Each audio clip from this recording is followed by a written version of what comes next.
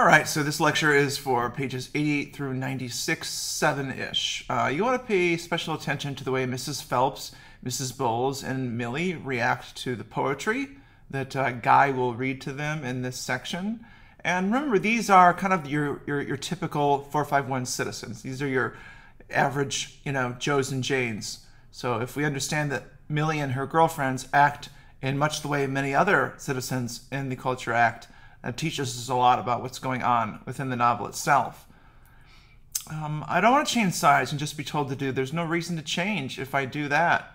You're wise already. Montag chooses independent will, his own critical thinking over the hollow role of a puppet. He recognizes that, unless you choose to act, it's not going to be the same. It's not going to be as powerful, for Guy. Notice in the television shows that the girls are watching, it's violence. And you wonder how many times have you watched or shared a video of someone getting injured or hurt for the sake of entertainment and comedy?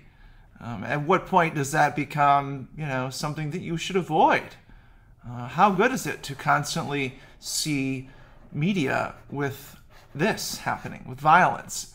In my younger days, I would have said that violence didn't affect me. I'm older and wiser now. I know that it does. And I frankly can barely stand to watch violence fake, like on Games and Thrones. I can barely stand it these days in my middle age. I don't know if that's going to happen to you, but I'm assuming it will. He'll be back next week. Quick war. Yeah, isn't that what the military always says, right? There are no quick wars. Such thing as quick war. War is hell, to quote my ancestor, General William Tecumseh Sherman. Suicides are rampant in our own culture right now. We have a suicide epidemic, specifically for lots of people. In attempts, teenage girls, but for actual carried out suicides, white men, I believe, are the group that are most affected right now. No one seems to care about them, but as a white man, I really do care about them as much as I care about any other group of people. So I do think that suicide is an issue in this culture, in 451 culture, and in our own. And you have to ask how many folks are returning from war with PTSD. What did we do to our men and women who we sent to Iraq and Afghanistan? What did we gain from sending them to Iraq and Afghanistan? What did the people of Iraq and Afghanistan gain from sending our men and women to die there? What did we gain? Those are questions that you have to research to answer. I'm not going to give them to you because you have to decide them for yourself. But the takeaways for me, the planning fallacy. You can click on the hyperlink for more or just research it, but suffice to say that even professionals make enormous, colossal blunders. The Sydney Opera House was expected to be completed for $7 million in 1963, but it ended up costing $102 million. The Denver airport opened 16 months later than scheduled. Imagine if you showed up to work and said, "Oh gosh, hey boss, I can't turn my project until 16 months from now." It was $2 billion more it cost than expected. Your passion projects also will take probably longer than you think they will take. This is called the planning fallacy. To defeat that, if every project you get, whether it's weeding the garden or writing an essay, understand that you need a 50% buffer time. Okay?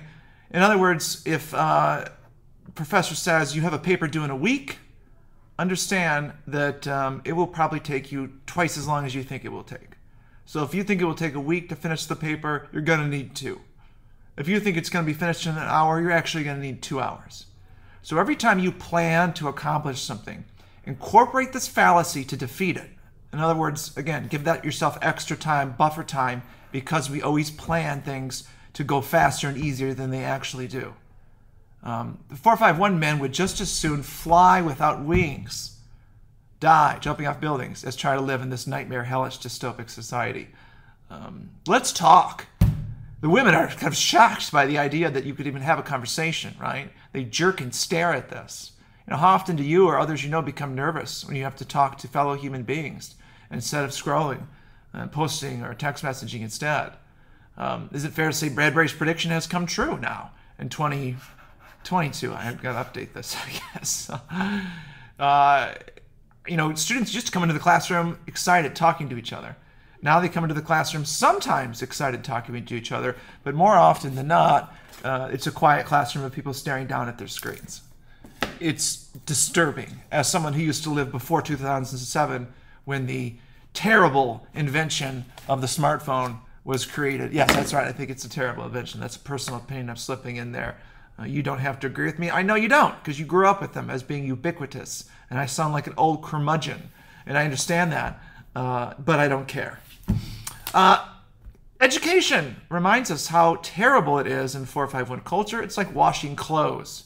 Notice, too, the violence that sticks out to me. Kicking your children is never acceptable, ever, right? We all know that, hopefully, dear God. You're going to have moments as a parent when you're really reactive and emotionally upset, but you have to take a breath, okay? Control yourself and respond to the situation intelligently instead of reacting with violence. Education, being a parent, is not like washing clothing. Parents can assure you of that. Being a parent is the most difficult thing you will ever do, period, okay? Creating and nurturing a family is the most difficult thing you're ever going to do. It's more difficult than college or any other situation you're dealing with in your life.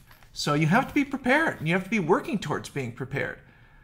This culture, at our own and in 451, is encouraging you to go express yourself and live the life of your dreams. No. Find a problem that needs to be solved in our culture and start helping. That's what we need people to do. Okay. In the process of doing that, you will discover who you are. You will not find out who you are with this kind of parenting, this kind of violence, this kind of horrible education system. Elections, politics. You typically vote for the nicer-looking person. Supposedly, that's what some research says. Your name can even affect people based on attractiveness. Who do you think won between these between these elections? This guy or this guy? This guy or this guy? I guarantee you're going to pick it correctly, right? That's how these ladies vote too, apparently. And look, Hogg picks his nose. It seems like maybe they were being steered to pick Noble. It's interesting. Some interesting research here you can click on about the look of a winner.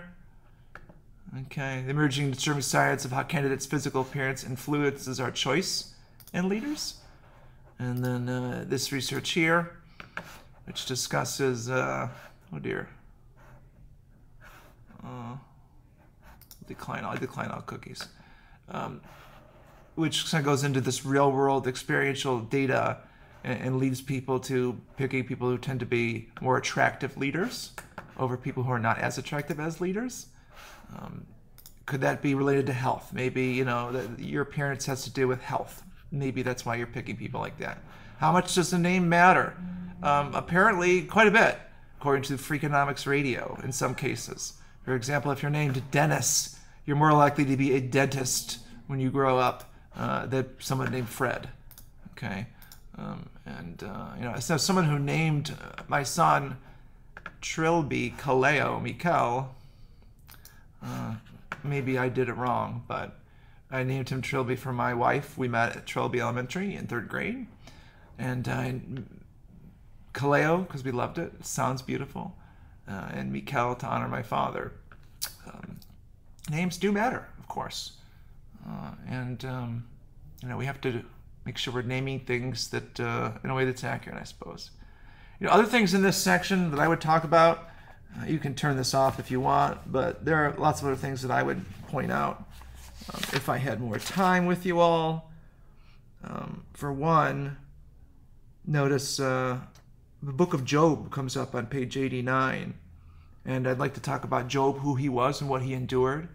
And anytime you're having a tough day, remember the story of Job, the book of Job, and if you don't, you need to go read it so you know what happened to Job, and so you can understand that if he could deal with the hellish life he dealt with, you can deal with whatever struggle you're dealing with.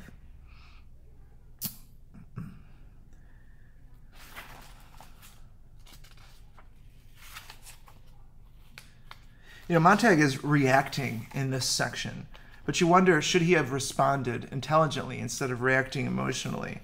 Or maybe he was right to react emotionally. Maybe these women did need to be shook up a little bit. Maybe what he did was actually good for them in some way.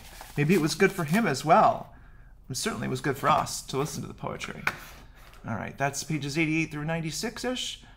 We'll circle back around and talk about the ladies' reaction to the reading of Dover Beach soon. Have a wonderful day.